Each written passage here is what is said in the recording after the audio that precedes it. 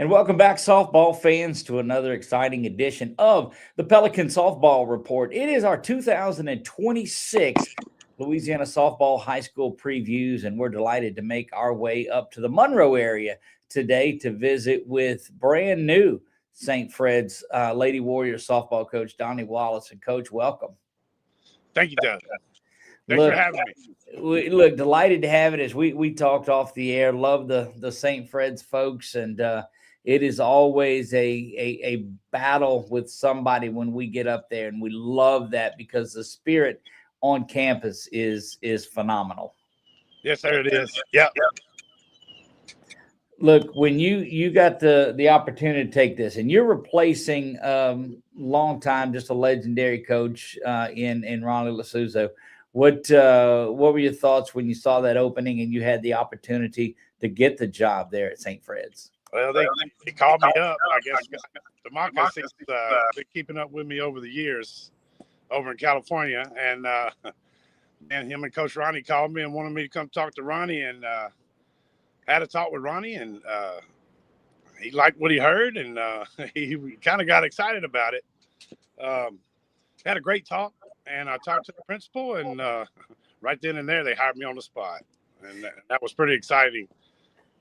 Look, I know when we posted about it too, it got just a ton of response on there, folks that are excited to have you in there. And that comes from and this is one of those situations that's unique because this is your first head coaching job in high school. Is that right? Yes, sir. Yeah, I've been coaching travel ball for the last 20 years over in San Diego, and boy, I didn't know the high school softball out here is, it's the thing, it seems like almost, because travel ball is real big out there. High school really means nothing, but I get here and it's a totally different dynamic out here. You know, they really love their softball here, and the South is really getting big with it. You know, I mean, look at the up and coming SEC schools. You know, they're all getting better. They're all beating the California teams. You know, it was California forever, and that's all I would hear. And now it's the South, and I'm glad to be back here. And these girls work. They work hard here. I just love the dynamics here. I mean, I'm really excited about this. You know, I know there's big expectations for me, and I'm just super excited about this. Well, it's a great opportunity to be in. There's no doubt about that. The foundation is there. You know, you lose some key players from that team last year in Megan Day and Abigail Creighton, Kendall Taylor, of course, and Audrey Perry that are all on that first team all district. But you look at the rest of those players and they're coming back, and it's led by center fielder Avery Hauser, who is just a monster out there, and Camille and Sophie and Addie and those ladies. You've got a great stocked lineup for you, just waiting on you. Yeah, and I'm pretty excited about that. It's just, you know, and they're young too. You know, Avery's a big part of it. You know, and I got Hannah Gammage and Ella Pankey that are seniors also, but I got a young core group that's they're going to be great. I expect great things from them, and I think we'll be fine. Of course, I'm nervous about it, but I mean, I'll do well, and they're going to love me, and I'm going to coach them up how I've always coached all my girls, and just super excited about all this. I just to get those girls. I mean, they're just all a great group of girls, wonderful kids, you know. Coach, I think in the old adage is if you're not nervous about it, then you're complacent with it. And I don't sense from the time that we've talked and the research that I've done, I don't believe there's a complacent bone in your body. You don't sit still. That's right. Yeah.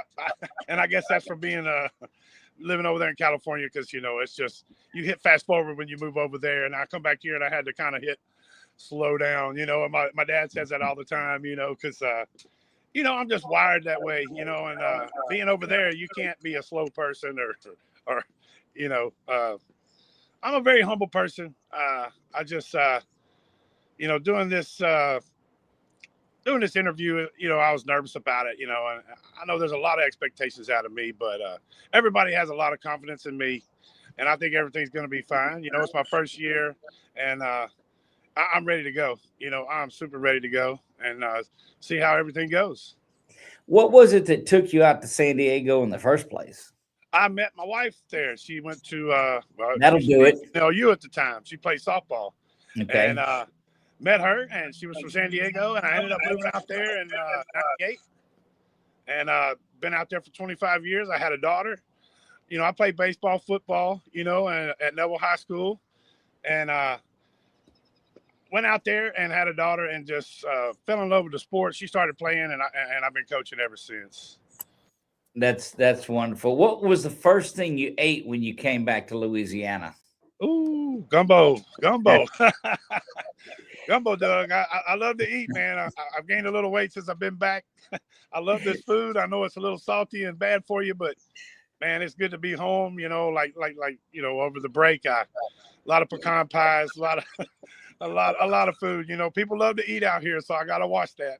We're gonna get to California out of you in a hurry. Oh yeah, in a hurry. All I miss back there is the burritos and the Mexican food. But I mean, there's a lot of places out here now. So look, there's wonderful places right there back in the Monroe area. Coming back home, as you said, you were there at Neville, and what a great history it is from those folks at Neville as well. What was it like transitioning from Louisiana out to California, out to a big place? Because Monroe to San Diego, it's a big difference. It was a culture shock, honestly. It took me 3 or 4 years to just to acclimate to that setting, the culture. There's so many diversity of people out there. You just gotta acclimate to it. It was tough at first, but it took me 2 or 3 years, and I got it down, and everything worked out, and I absolutely loved it. It's beautiful out there, but you're going to pay for it. Yeah, you definitely will do that. Let's jump ahead into this season. Last season ended in that playoff loss to Menard. That was the eventual state champion, and we were there covering that game, and what an atmosphere it was. It was home run after home run there. Avery Hauser did what Avery does. She led off with a home run, added another one. And there's a look at Avery now, who's signed to stay home locally and play at ULM. Right. Season home run record there in the leadoff spot in center fielder, and just as prototypical as a leadoff / center fielder that you'll find. She is, man. And, it's all about those home runs, but, I'm not such a gorilla ball player. I'm a small baller. I would like for her to incorporate some slapping in there, some drag bunts, use every tool you have. You know what I mean? Not just hitting a bunch of home runs, but, you got to love the home runs. But she's a great kid. She works hard. She works all the time. I mean, they all do. And it's, man, I'm super excited about starting this and taking over for Ronnie. And I appreciate Ronnie coming to me and wanting me to do this for him. And, I stay in touch with Ronnie. Great guy, super great guy. And I just appreciate him so much for letting me, I got to take on what he has. He made a great thing over here. So it's going to be a tough shoes to fill, but hopefully I can get on it and do it. You know what I mean? In the circle, Abigail Clinton was just solid as she comes on there. So what do you do moving forward there with the ball in her hand? With Camille? No, with your new pitcher. Oh, Camille, yeah. Oh man, she's a workhorse. Super great kid. Works out almost every day. I got her at Paige Davis. Paige Davis is an 8th grader. She's gonna have to come around and put her big shoes on, and there's some big shoes to fill because I only really have 3 pitchers this year. I was kind of worried about that, but Camille's just gonna have to find the drive and throw a lot of innings. And so is Paige. She's gonna have to grow up. So and I got Hannah Gamage also. She is another pitcher that I'll have. So I'm gonna incorporate all of them and work them in, and we're just gonna have to do what we can do. But I was kind of worried about that, but I'm not so worried now. But of course I'm nervous about all of it. Pitching is a big part of it. So we'll see what happens. Look, I think when you get between the white lines, those nerves will work themselves out. I got to believe that. I can tell you've been around it, and it's great to see that nervous energy, I guess, that you have about it too. What does that relate to the field? You talked about slapping and bunting and hitting, running, and all of that. Do you play that high speed, pesky type of offense? Yes, I love chaos. I love causing chaos. Them not knowing what we're doing from one batter to the next. I don't care if Avery's got 20 home runs. If I need her to lay down a drag bunt in a situation to win a game or to move runners, I'm going to do it. I've just had that mentality all my coaching career. I love to cause chaos. I just, for you not knowing what I'm doing to one batter to the next is good for me and maybe the team dynamic. I'm going to incorporate it all. Like I said, I know she's hit a bunch of home runs, but I know she can also slap. I know she can also drag bunt, lay down bunts when I need it. I got to get a running inning. That's my mentality. One running inning, you can win ball games. Look, that's a tremendous philosophy. But adapting to roles like that is something. Avery being a complete player, but you've got Sophie Demakis that does wonderful things. Addie Clampett does that as well. You've got a lot of girls up and down that lineup that are able to do multiple things out there that just does create that chaos. Yeah, and I'm super excited about that. Addie Clampett, just a sophomore. Sophie, she's a junior. She'll be back. Emma Wood. And I really got some young players that's going to have to step up. I got a lot of sophomores, and I only have 3 juniors, so I'll have 3 seniors next year. Also, just like this year, I have 3 seniors, so I'll have 3 juniors. And I got a lot of sophomores and freshmen and 8th graders, 7th graders even. Heidi Harrison, I'm super excited about her. Abigail Bonnie, she's another 7th grader. I'm just so excited about them. They're just complete studs, I call them. They're just they're natural with the game, and super excited about them. Oh my gosh, my younger kids are going to be great, and they're going to have to step up. They're really going to have to step up because I'll have 3 girls in basketball still at the start of the season, so right. There's 7th graders that's going to have to start, and then let's see what happens then because the older girls are so much bigger, stronger, than them, and they just don't understand that quite yet. But when I throw them in the mix, they're going to have to step it up. Well, you get one right out of the gate in February there, in a trip to Gina and Kiet Cooper in that group that played for a state title last year. Again, you're in one of the toughest divisions that's out there because there's a lot of top heavy teams in that too. But being down 3 of your starters on a trip to Gina, and you may not know much about that area right now in Kiet. You may, though. It seems like you study a lot of it, but that's a big time trip early in the season. Yeah, because they have a stud pitcher, and yeah, like I said, they're just going to have to step up. It's going to be exciting because Gina's a really good team, and I'm just going to be humble and go in there and do the best that I can and coach them up, and hopefully we're prepared for that. Thank goodness they're early in the season, but we're just going to see what happens. I'm gonna get them prepared for that, and we'll see. Look, I have no doubt in my mind that that's the case. You're sitting where you're at is out at the field right now, I believe, and we've got some shots of the field too, probably not far from where you are right now. But it's just anybody that's not been to St. Fred's just doesn't realize what a beautiful complex it is. The football field, which you can't see, is off to the right, and that's the baseball field out behind it. But tell me about that field and how your thoughts are just about your atmosphere out there. It is a beautiful place out here. Keeping up with the grass and stuff, planting the ryegrass. I never had to do that in California. A lot of it's turf, but out here there's a lot of turf fields, and that's really nice. But this field is beautiful. Ronnie did a great job keeping it up. It's just hard to keep his shoes filled to keep it up myself. But I love this place. I'm just gonna, I'm gonna do the best I can. I'm gonna be as humble as I can, and try and win some games. Because, like I said, there's a lot of big expectations from me. So we had somebody one time, and it was such a great statement. They were following a legend like that, and he says, "Well, how are you going to feel his shoes?" And he said, "I'm going to get my own pair." Yeah, I got to get my own pair. Because Coach Ronnie did a great job here. Got this team where they needed to be, and now all of a sudden he's gone, and I'm like, oh no. But I'm going to do the best I can out here. I think I'll be fine. All the parents got a lot of confidence in me, and that feels really good, because coming into a new place, you're nervous. You don't know what's going to happen. You don't know what people are going to think about you.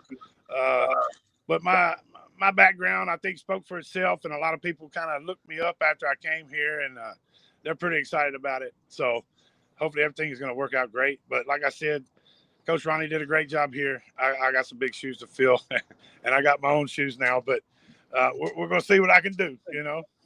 When do you guys get started on the field? When are you actually able to get out there and start practicing? The 19th, I think. Full time. I got them every day. Not every day, but I had them 3 days a week there for a while, and we were just working out 8th period. And now they want to work out and lift weights. And I mean, these girls out here, I was surprised because they all play travel ball, just about all of them. And that's right. I was like, wow. I mean, you just don't get given a good team like this, and often. So like I said, I got some huge shoes to fill. So I'm gonna tell you, your cupboard is not bare there with the Lady Warriors. It's not at all. So you come into a great. Let me ask you this too, while I've got you here, and I'm not going to keep you much longer, but I want to ask you this: because of your background in travel ball, you've spent the bulk of your career coaching travel ball out there in the San Diego area. On there, you know what it is here. It's but folks are going to California and Indiana and Colorado and all of that. It seems that these colleges are recruiting those summer clubs as hard, or if not harder, than high school. And is that fair? Would you see that? Yes. Travel ball is where it's at. That's where these college coaches, they're going to go to these organization practices or these big tournament showcases. Because out in California, high school really means nothing at all. It's all about travel ball, and it's all about getting recruited. And that's what I did. I ran, 14, 16, and 18U teams. And, that's the thing. The young ones would funnel through me and go to the main 18 team. And it's all about recruiting. It's all about getting to school. I mean, not that it's the main thing, but that's a foot to get them in the door and help them a little bit of those that need money. It's definitely a good tool to have, but it's just travel ball is real huge out there. I got here and I was like, so surprised about how big high school sports were. I totally forgot about that. Living over there for the last 25 years, I just high school really doesn't mean too much out there. Because they don't recruit out of high school too much. I'm shocked when they do, but most of the time this travel ball is where it's at, and that's where they're going to recruit from, and it's just a higher paced game. That's just where it's at. Is in travel ball. So. Look, and that's such a great point that is where the coach is. And I get it, because you see a greater concentration of players and very athletic players playing the higher competition all at one point. But you talk about the high school being bigger in here. That banner in the high school for a state champion stays there forever. I got to believe when these girls are going through that travel ball system, there's not a lot left of it. It helps them get into college, but man, hometown memories are made with that St. Fred's banner that's going to hang up in the up there on the field, or that are hanging up there. And that's what they'll remember all their life, is the high school part. 9 times out of 10, they won't even remember this travel ball stuff. Winning a state championship is like that's the biggest honor you can have. While you're in high school playing. I think it's huge for them. You're so right. I mean, the travel ball thing is watered down now to me. There's so many teams. There's so many. It's just watered down. Back in San Diego, back in the 90s, there wasn't but 4 or 5 really good teams. Around, and now there's 30 to 40. It's just super watered down now. But being back here, I'm excited about it because they love their high school ball out here, and even the football there.